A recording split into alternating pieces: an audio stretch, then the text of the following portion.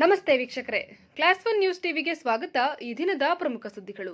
ಬೆಂಗಳೂರು ಗ್ರಾಮಾಂತರ ಜಿಲ್ಲೆ ದೇವನಹಳ್ಳಿ ಪಟ್ಟಣದ ಗುರುಭವನದಲ್ಲಿ ಬಹುಜನ ಖಡ್ಗ ದಿನಪತ್ರಿಕೆ ಬಿಡುಗಡೆ ಹಾಗೂ ಭೀಮಾ ವಾಯ್ಸ್ ಮಾಸಪತ್ರಿಕೆಯ 14ನೇ ವರ್ಷದ ವಾರ್ಷಿಕೋತ್ಸವ ಕಾರ್ಯಕ್ರಮ ನಡೆಯಿತು.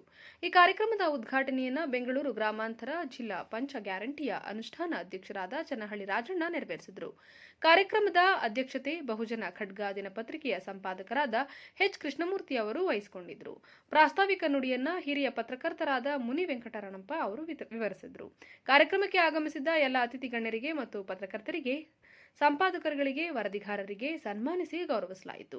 ಮುಖ್ಯ ಅತಿಥಿಗಳಾಗಿ ಸಮಾಜ ಸೇವಕರು, ಕಾಂಗ್ರೆಸ್ ಪಕ್ಷದ ಮುಖಂಡರಾದ ಶೆಟ್ಟಿಗೆರೆ ರಾಜಣ್ಣ ಹಾಗೂ ಕರ್ನಾಟಕ ಕಾರ್ಯನಿರತ ಪತ್ರಕರ್ತರ ಸಂಘದ ಬೆಂಗಳೂರು ಗ್ರಾಮಾಂತರ ಜಿಲ್ಲೆಯ ಅಧ್ಯಕ್ಷರಾದ ಜಿ ಶ್ರೀನಿವಾಸ್, ದೇವನಹಳ್ಳಿ ತಾಲೂಕು ಅಧ್ಯಕ್ಷರಾದ ಸುನೀಲ್ ಮತ್ತು ಅರುಂಧತಿ ಸಿದ್ಧಾರ್ಥ, ಎಂ ಅಶ್ವಥ್ ನಡವತ್ತಿ, ಸಹದೇಶ್ ಇನ್ನು ಇತರರು ಉಪಸ್ಥಿತರಿದ್ದರು.